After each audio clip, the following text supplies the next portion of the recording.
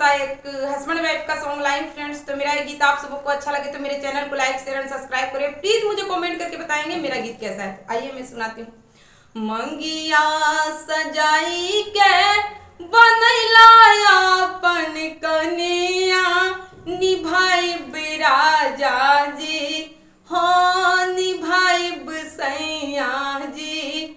लीहल सात रे बचनिया निभाइब सैया जी, लीहल सात रे बचनिया निभाइब सैया जी। माई बाप के सैया जी करब राउर सेवा, दिलवा के हम रता तू ही बड़ा देवा।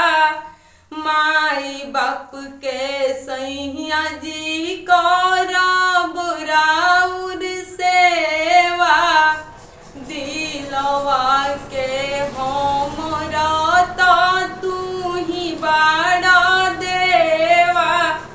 घरवा में रहब तोहर बन के लक्ष्मीनिया निभाइब सैया जी, हाँ निभाइब राजा जी। लीहल सात रे बचनिया निभाइब सैया जी, लीहल सात रे बचनिया निभाइब सैया जी। आँखिया के सोझा रहबा करब हमनी होरा, टूटे जानी दीह सजल सपनवा के डोरा। आँखिया के सोझा रहबा करब हमनी होरा, टूटे जानी दीह सजल सपनवा के डोरा।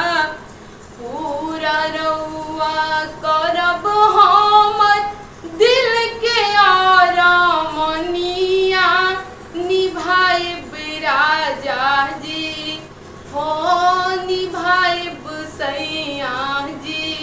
लीहल सात रे बचनिया निभाइब सैया जी, लीहल सात रे बचनिया निभाइब सैया जी।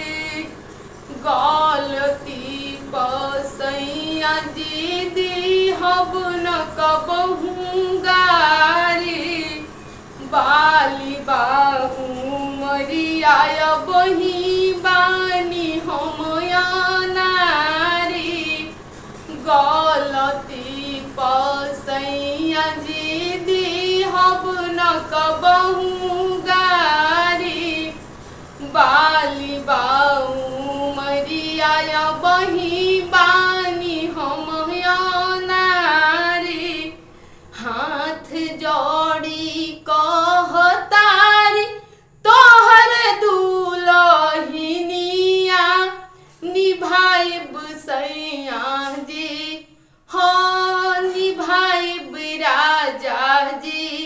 अपन सात रे बचनिया निभाइब सैया जी, लीहल सात रे बचनिया निभाइब सैया जी। तो फ्रेंड्स कैसा लगा मेरा सॉन्ग एक बार जरूर बताएंगे, कमेंट करेंगे फ्रेंड्स।